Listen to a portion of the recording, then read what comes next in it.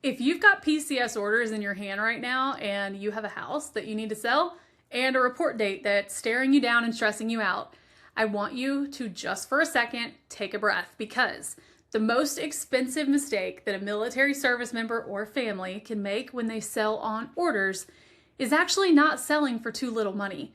It's panicking, it's listing it wrong, listing it late, and then watching your house sit on the market while the clock runs out until you are paying for a mortgage in Tennessee and rent in your new state at your new duty station at the same time. That is the nightmare. And in the next 15 minutes, I'm gonna make sure that no matter what, whether it's in Tennessee or not, that never happens to you. My name is Dina. I sell homes for military families, service members, and other locals here in the Clarksville, Fort Campbell community. And I've walked hundreds of families through exactly this over the last 15 years. Their orders have dropped. They've got a house to sell, no time to waste. So this is not a theory. This is not hypothetical.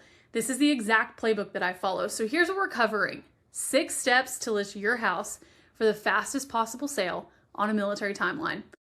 With a caveat, without leaving money on the table or letting a deal fall apart right at the finish line. So stick with me to the end, because step 5 is the one that quietly kills more PCS sales than anything else, and almost nobody tells you about it. So let's get into it. We're going to talk about the timeline, okay? So step 1, know your real timeline. Whenever you get orders, when they come down or whenever you get the sniff test that you might be getting them, your brain starts to go straight to your report date. But in real estate, that's not your selling date. We have to back things up because that's your door-to-door deadline date. So we got to start with that and work backwards from there. In a traditional sale, from the day you accept an offer to the day you hand over the keys, usually runs 30 to 45 days just to close once you're under contract. Add the time your house actually needs to sit to attract that offer, even in a fast market, so we can give ourselves a cushion. So, hypothetically, if your report date is 60 days out, you don't have 60 days to sell. You maybe have 2 to 3 weeks to get an offer accepted before the math starts getting tight with closing contract timelines. Here's what I want you to actually do. I want you to pull out your orders. I want you to write down your report date, count backwards 45 days. That's roughly the day your home must be under contract by. Now, count back another 45 days or so from that.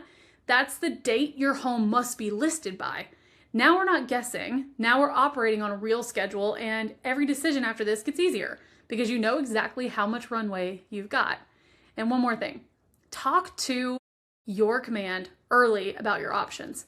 Some military families and service members have a little more flexibility on the timeline than they assume.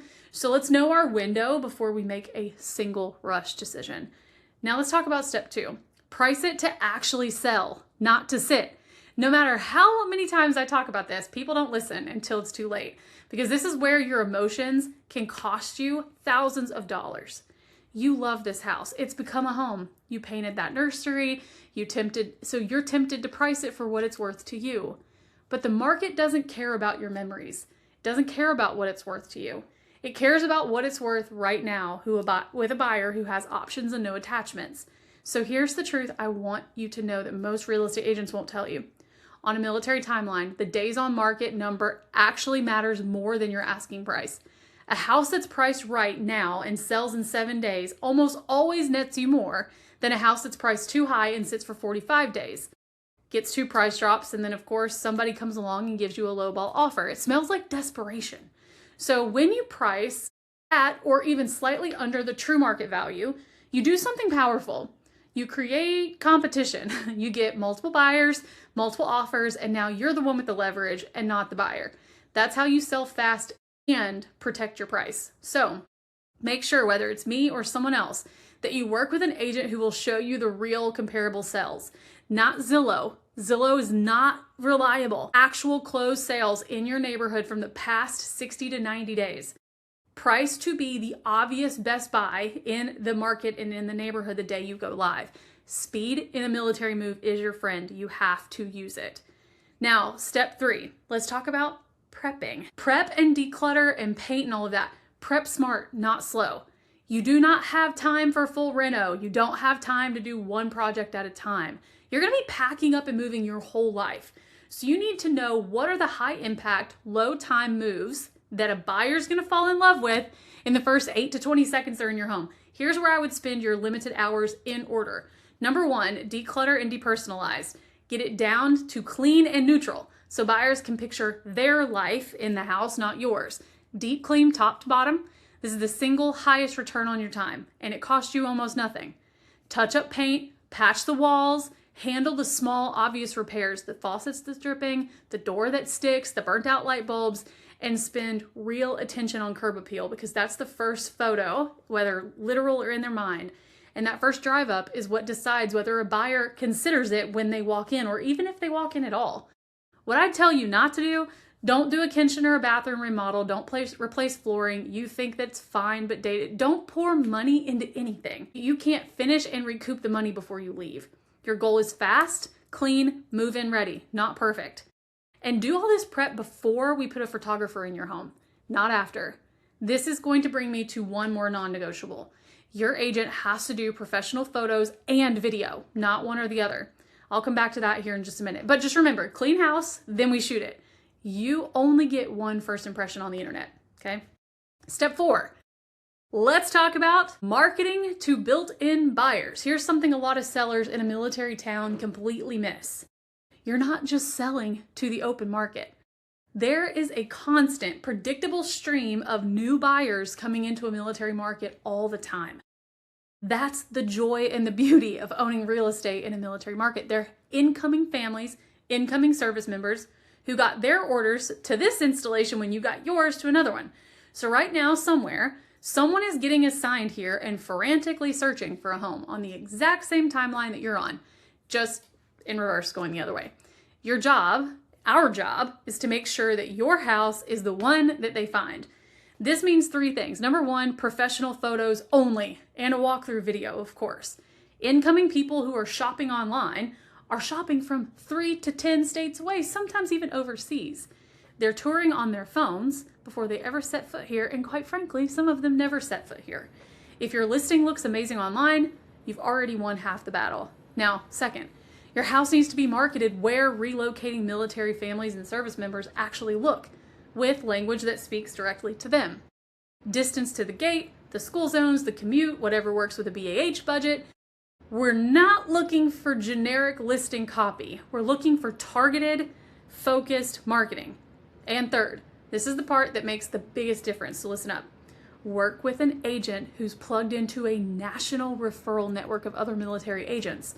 When an agent in California has a family PCSing here, the good ones reach out to the trusted agent on our end before that family ever hits the public market. And your listing has those relationships tied up as well. Your home can then get in front of motivated, pre-qualified buyers who are relocating here with a timeline just like you and a purpose. That's not luck, that's networking. And in real estate, networking is everything. All right, step 5. I know, we're so close. You're so close. Hang with me, a few more minutes here. Step 5, and this is the one I told you about at the beginning. Get ahead of the VA appraisal and property requirements with inspections, because this is where fast sales die during the inspection period. Now, there is a caveat to this whole inspection thing that we'll talk about later if it's something you want to, but for now, just know it's possible. A huge share of your buyer pool are using a VA loan in this community. That's a great thing because that means they're serious and well qualified, but we all know that the VA loan comes with 2 things that sometimes, if you don't pay attention, can kill a deal at the worst possible moment if you're not ready. The first one, which these have been loosened up a lot in the last 30 days, so it's good. But we have MPRs, minimum property requirements with a VA loan. Before the VA backs that loan, the home has to pass with certain conditions, like anything that's like a safety or security hazard, no exposed wiring, no active leaks in your roof or anything that is like off like that. You have to have working heat, working all that stuff, proper drainage, no standing water. You can't have crazy, creepy trees hanging over the house, no major wood rot. I know these things feel small, but any one of them can put your closing on hold while we all scramble to fix it.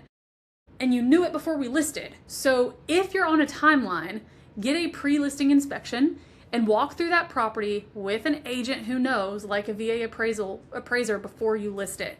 Fix the NPR issues on your own so that you're not chasing someone else's timeline with a buyer breathing down your neck.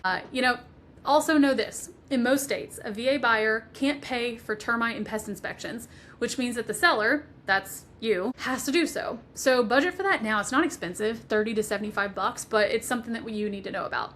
Second thing is on the appraisal itself. The VA appraisal can come in below your sale price just like any appraisal can.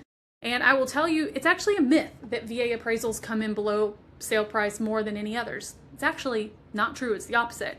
But if that happens, the deal does not have to die. There's a process called Tidewater, where the appraiser can be given supporting sales data by the agent, and there's a reconsideration of value that we could all pursue. But the point I'm trying to make here, a great listing agent knows how to keep you from going into Tidewater by helping you price it correctly so your contract doesn't collapse on the back end. So handle step 5 up front. You will remove the single biggest reason that military sales fall apart at the finish line. Now, stick with me. We're on number 6. Let's talk about building your backup plan before you actually need a backup plan. Even if everything is done the right way, sometimes the calendar does not cooperate. You know this, Murphy's Law, right? In the military, it happens here too. So if you build in the safety net now, while you're calm and while you're chill, not later when you're stressed, it's so much better. A few options to have in your back pocket. 1, a rent back agreement, where if your home sells but your report date hasn't hit yet, or your closing date lands after you've moved, you can sometimes arrange to stay or hand off cleanly the property for a little longer. Number 2, you can talk about things like Airbnbs or rentals in the next place that you're going.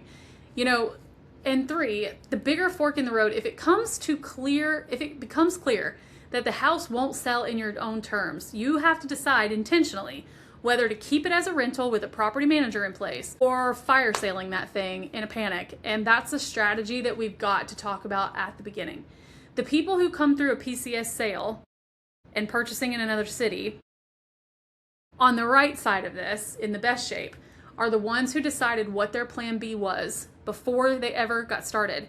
So decide yours when we get to this, okay? So let's talk about all of this. Let's bring it all back home. 6 steps that we've gone over today to sell fast on military orders. So first of all, know your timeline. Price it to sell, not to sit. Prep it smart, not slow.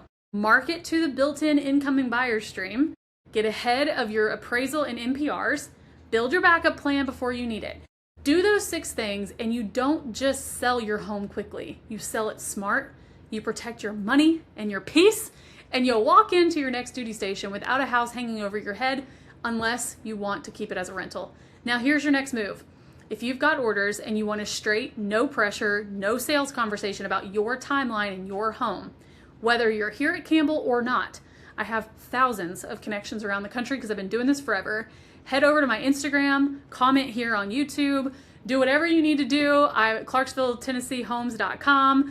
Head over to all of my, just look up Clarksville Homes or my name and you will find me everywhere. I'll personally walk you through exactly where to start, and my link in bio allows you to get time on my calendar for this. So if this saved you some stress today, drop a comment, tell me where you're PCSing to and from. I read and respond to every single one of them. Most importantly, take care of yourself, and let's all take care of each other. See you on the next one.